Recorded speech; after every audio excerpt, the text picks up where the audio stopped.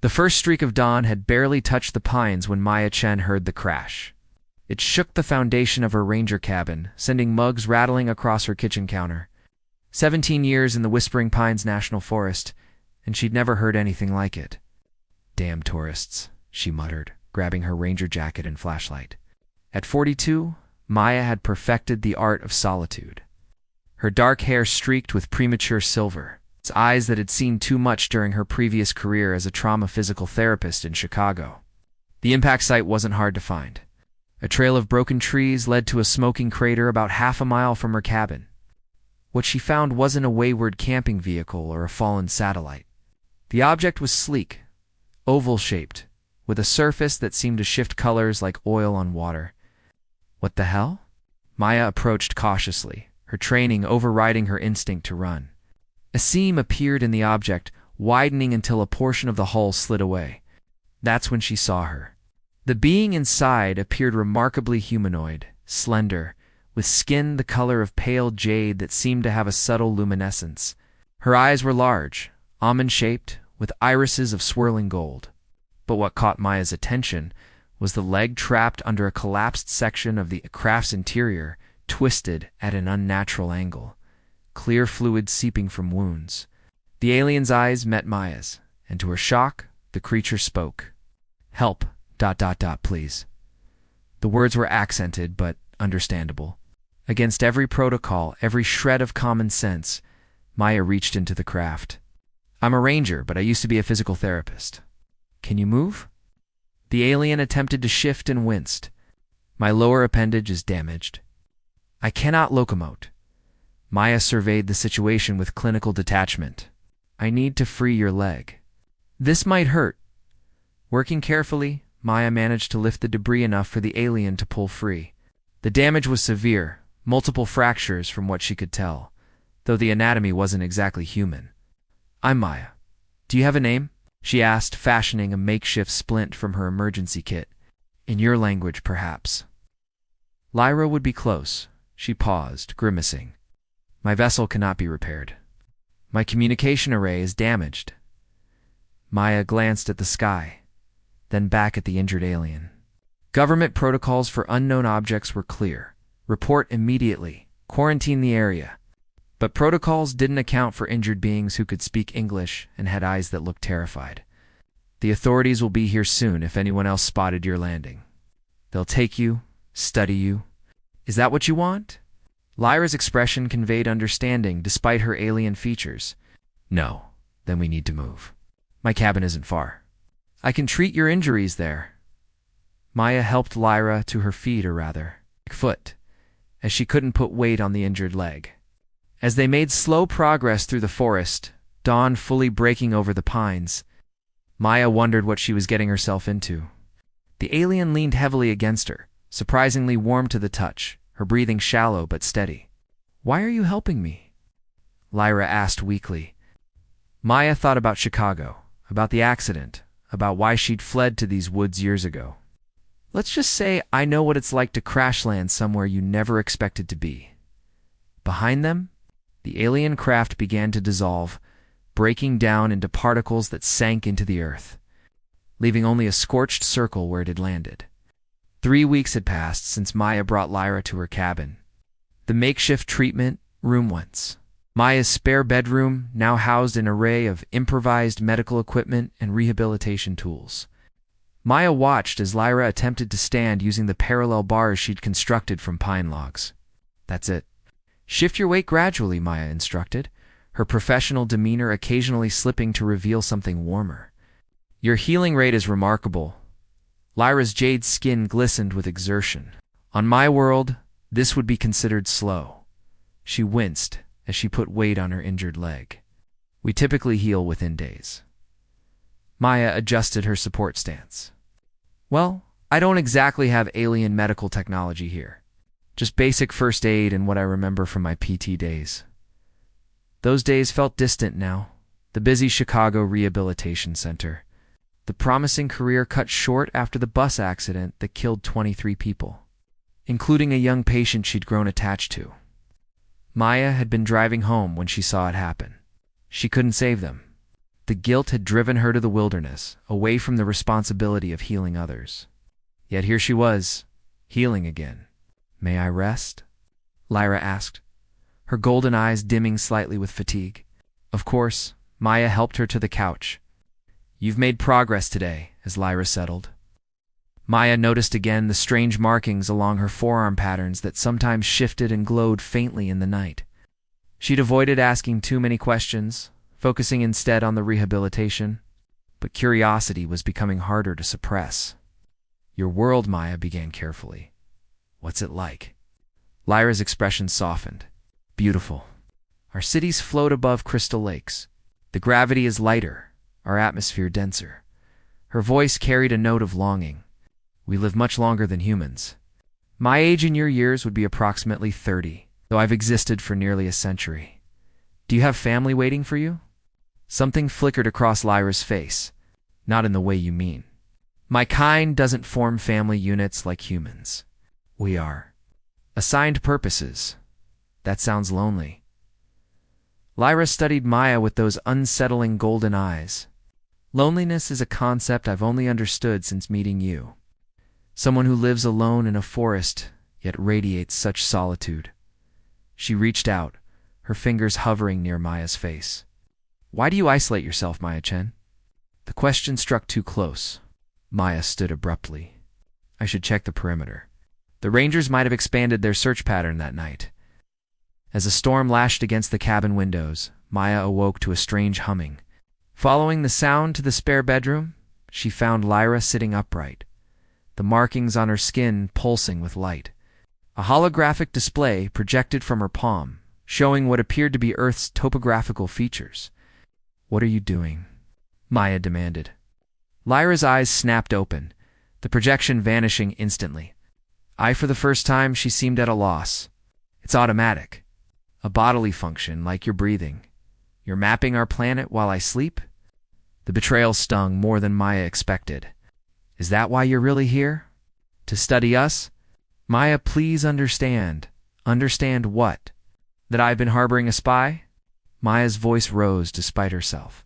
"That I've been helping you heal so you can report back to your people about our weaknesses?" Lyra stood without assistance, her previously injured leg now bearing her weight, a progress Maya might have celebrated under different circumstances. "My purpose was never to harm," Lyra said quietly. "But yes, I was sent to observe. It's why I speak your language, why I understand your customs." Maya felt cold. "And what happens after you observe?" Lyra's silence was answer enough. The forest seemed different, no watchful, wary. Maya spent the day chopping wood with unnecessary force, each swing of the axe a physical manifestation of her frustration. She'd been naive, letting herself care for Lyra, seeing her as someone to save rather than something to fear. From the porch, Lyra watched her work. Her recovery had accelerated dramatically once Maya discovered her true purpose. Whether from stress or some biological imperative, Lyra could now walk almost normally, though she still favored her right leg. "The integration is not what you think," Lyra said when Maya finally paused. "We don't conquer, we ... merge." Maya drove the axe into the chopping block. "Sounds like a semantic difference. It's not. My people, the Avarian Collective, we've integrated with 17 civilizations across this galactic arm. Some were dying worlds. Others sought our technology willingly. And Earth. Did we seek you out?" Maya's tone was bitter. Lyra looked away. "No. Earth was classified as a developing world with potential compatibility. My mission was to assess that compatibility for invasion, for salvation." Lyra stepped closer, her movements fluid despite her recent injury. "Maya, your world is dying. Your climate systems are failing. Your resources dwindling. My people can help." "At what cost?" Maya demanded. "Our autonomy? Our identity." The silence stretched between them, filled only by the distant call of birds. "Show me," Maya finally said. "Show me what you really are." Lyra hesitated, then nodded. She extended her palm, and once again, the holographic display appeared, But this time, she expanded it, revealing not just Earth's topography, but countless other worlds, star systems, civilizations Maya couldn't begin to comprehend. The Avarian Collective spans 23 star systems, Lyra explained. We are ancient, but we are dying. Each integration extends our existence, but also changes us. We take, yes, but we also give. And what do you take from us? Genetic material, cultural knowledge, emotional capacity. Lyra's golden eyes held Maya's. My people have forgotten how to feel. We live for centuries, but experience little. Humans feel ... everything. So intensely, so completely. The implication hung between them. You want our emotions? Among other things, yes. And in return, we offer technological advancement, environmental restoration, extended lifespans. Maya shook her head. It's not your choice to make for an entire planet, no. Lyra agreed. It's not. But my assessment matters. If I report Earth is incompatible, the collective may look elsewhere. She stepped closer still, close enough that Maya could see the subtle patterns shifting beneath her jade skin. The problem is, I no longer believe I can be objective. What do you mean? I mean that I've experienced something here that has compromised my mission parameters. Lyra's voice softened. I've experienced connection. With you, the confession hung in the air between them. It's unexpected and dangerous. The others will come looking for me eventually, Lyra continued. When my communications remain silent, they'll investigate. We have perhaps 2 of your months before they arrive. Maya turned away, trying to process the implications. And what happens then? Then I must decide where my loyalty lies. Lyra's fingers brushed Maya's arm, sending an electric sensation across her skin. With my collective, or with what I've found here. Before Maya could respond, a distant sound caught her attention, the unmistakable thrum of helicopter rotors. Someone's coming, she whispered. Her ranger instincts kicking in. Government, military maybe? They must have detected your transmission. Fear flashed across. Lyra's alien features and emotion, so human, it made Maya's chest tighten. If they find me, Lyra began, they won't. Maya grabbed her emergency pack from beside the door. We need to move. Now. As they slipped into the forest's protective embrace, Maya realized she'd made her choice. Whatever Lyra's people intended for Earth, whatever secrets still remained between them, she couldn't let Lyra be captured and dissected by people who would see only a threat, not a person. The helicopters grew louder, searchlights beginning to sweep through the trees as darkness fell. Maya, Lyra said, as they paused in a small clearing, her golden eyes reflecting the distant lights. There's something else you should know. Something about why my people really chose Earth. Dawn broke over the mountains as Maya and Lyra reached the abandoned fire lookout tower. 3 days of evading search teams had left them exhausted, moving only at night and hiding during daylight hours. The tower, perched on a remote ridge, offered both shelter and a vantage point to monitor pursuit. We should be safe here, at least for a while, Maya said, securing the hatch behind them. The tower's interior was dusty but intact, a small cot, a desk with an ancient radio, and windows offering a 360-degree view of the surrounding wilderness. Lyra moved to the window, her jade skin catching the morning light.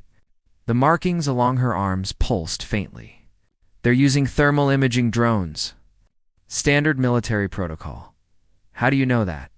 Maya unpacked their meager supplies: water, protein bars, a first aid kit. I've been receiving information. Lyra tapped her temple. The implants in my body are designed to gather data continuously. I can't fully disconnect them without risking neural damage. Maya paused. So your people know where we are? No, I've managed to corrupt the transmission coordinates, but the data collection continues. Lyra turned from the window. Maya, we need to discuss what happens next. Your government forces will eventually expand their search to this region, and your people will come looking for you. Maya sat heavily on the cot. We're caught between 2 forces, neither of which will understand what's happening here. Lyra joined her, their shoulders nearly touching. What is happening here, Maya? The question hung between them, loaded with unspoken implications.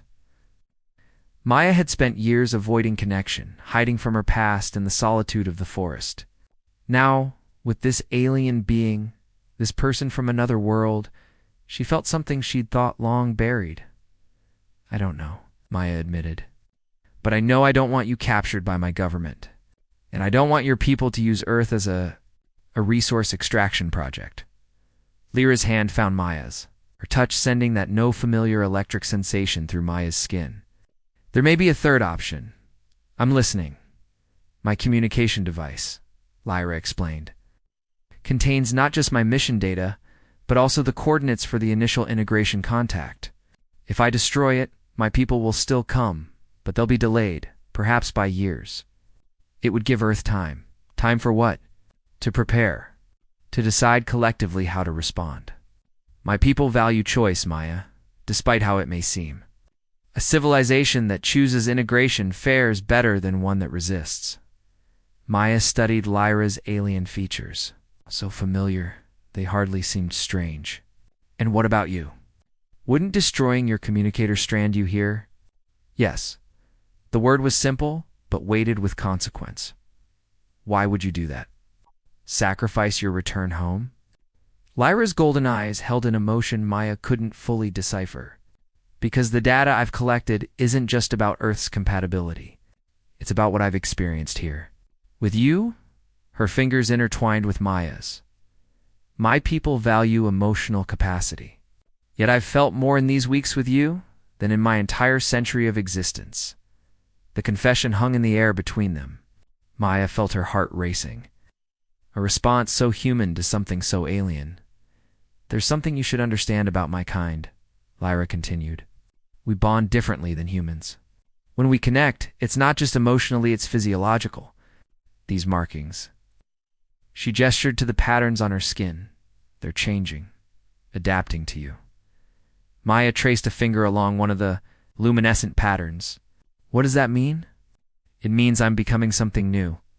Neither fully a variant nor human, but something in between. Lyra leaned closer. If I stay, this transformation will continue. I don't know what I'll become. Are you afraid? Maya asked, suddenly aware of how close they were. Terrified, Lyra admitted. But also, alive. In a way I never knew was possible. The moment stretched between them, tense with possibility. Then Maya closed the distance, her lips meeting Lyra's in a kiss that felt both alien and perfectly natural. The markings on Lyra's skin brightened, casting the tower in a soft golden glow. When they finally parted, Maya rested her forehead against Lyra's. Whatever you decide, whatever happens next, we face it together. A sudden noise from outside, the unmistakable sound of rotors shattered the moment. Lyra moved to the window. Military helicopters. 3 of them, approaching from the south. How did they find us? Maya joined her at the window, watching the dark shapes growing larger against the morning sky. Lyra's expression darkened. They didn't. They found this. She held up her palm, revealing what looked like a small metallic seed embedded in her skin. My communication device. It's activated an emergency protocol. I can feel it. Can you stop it? Yes, but once I do, there's no going back. I'll be cut off from my people forever. Maya took Lyra's hand. Whatever you choose, I'm with you. Lyra closed her eyes, the markings on her skin pulsing rapidly. Then, with a sudden, sharp movement, she dug her nails into her palm. A bright flash of light, a sound like crystal shattering, and it was done. Blood not red, but a luminescent blue, trickled between her fingers. It's done, she whispered. I've made my choice. Winter had settled over Whispering Pines National Forest. 6 months since the Fire Lookout Tower. 6 months since they'd fled into the deepest parts of the wilderness. The abandoned ranger cabin they now called home sat nestled in a valley so remote it didn't appear on most maps. Maya stoked the fire, watching as Lyra moved around their small kitchen. Her movements had become more fluid, more human, though the luminescent patterns beneath her jade skin still pulsed with alien energy. Her golden eyes, however, remained unchanged windows to a world Maya would never see. "The perimeter sensors are quiet," Lyra reported, setting 2 steaming mugs on the table. "No movement for 3 days." The hunt had diminished over time. Without a signal to track, the military search patterns had become increasingly erratic. Focusing on areas closer to civilization where reported sightings, most false, continued to emerge. "Do you think they've given up?" Maya asked, knowing the answer. "No, they've simply prioritized other methods." Lyra sat beside her. "The satellites continue to scan for my bioelectric signature. Fortunately, it's changing as I adapt." The adaptation was a source of both wonder and concern. Lyra's physiology was shifting, responding to Earth's environment. To human contact to Maya. The markings had spread, covering more of her body. Sometimes at night, they would glow so brightly that Maya could read by their light. "Any word on the radio?" Lyra nodded toward the shortwave set they used to monitor government frequencies. "Nothing specific. General alerts about unauthorized extraterrestrial presence are still in effect. Some conspiracy theories gaining traction." Maya hesitated. "And reports of unusual atmospheric phenomena." Lyra's expression tightened. "They're coming. Your people?" "Yes. The destruction of my communication device would have triggered an automatic response. They'd send a scout vessel first, then a diplomatic envoy." She gazed out the window at the snow-covered landscape. "They'll be more cautious now, uncertain of what they'll find." Maya took Lyra's hand, tracing the patterns that had become so familiar. "How long do we have?" "Months, perhaps. No more than a year." Lyra turned to face her. "Maya, there's something I haven't told you. Something about why my people chose Earth specifically." The seriousness in her tone made Maya's heart tighten. "Tell me the Avarian Collective doesn't choose integration worlds randomly. We seek specific genetic compatibility." Lyra's golden eyes seemed to glow more intensely. "Earth was selected because human DNA contains sequences remarkably similar to ancient Avarian structures." "What are you saying?" "I'm saying that humans and Avarians share a genetic link. A connection that suggests a common origin." The implication hung in the air between them. "That's not possible," Maya said finally. "Humans evolved on Earth, did they?" Lyra's question was gentle, but pointed. "Your scientists have never fully explained the evolutionary leaps in human development. The sudden emergence of complex language, abstract thinking, technological innovation. You're suggesting what that aliens helped create humans?" "Not exactly." Lyra's markings pulsed with her agitation. "I'm suggesting that humans might be Avarians, or rather, descendants of Avarians who came to Earth thousands of years ago. That's why your people want Earth," Maya realized. "Not just for resources or emotions, but because they believe it's theirs by right. A lost colony." Lyra nodded slowly. "The integration isn't just assimilation. It's reclamation. The revelation should have been shocking, world-shattering. Yet somehow," Maya looked at Lyrette, the being she'd grown to love, "despite every rational objection, it made a strange kind of sense." "That's why you can pass as human with minimal disguise," Maya said. "Why our languages have translatable structures. Why you and I, double quotes, why we connect the way we do," Lyra finished. "Yes." Maya stood, moving to the window. Outside, the first flakes of a new snowstorm were beginning to fall. "If what you're saying is true, humanity's entire understanding of itself is wrong. Not wrong. Incomplete." Lyra joined her at the window. "And now you face a choice: resist a reconnection with your cosmic origins, or embrace a future as part of something larger. It's not my choice to make for all of humanity. No, but you can help shape how that choice is presented." Lyra turned Maya to face her. "When my people come, they'll seek a representative, someone who understands both worlds. Who better than a human who has lived with one of us? Who has loved one of us?" The weight of responsibility settled on Maya's shoulders, heavier than the guilt that had driven her to the forest years ago, yet somehow easier to bear because she no longer carried it alone. "What happens now?" she asked.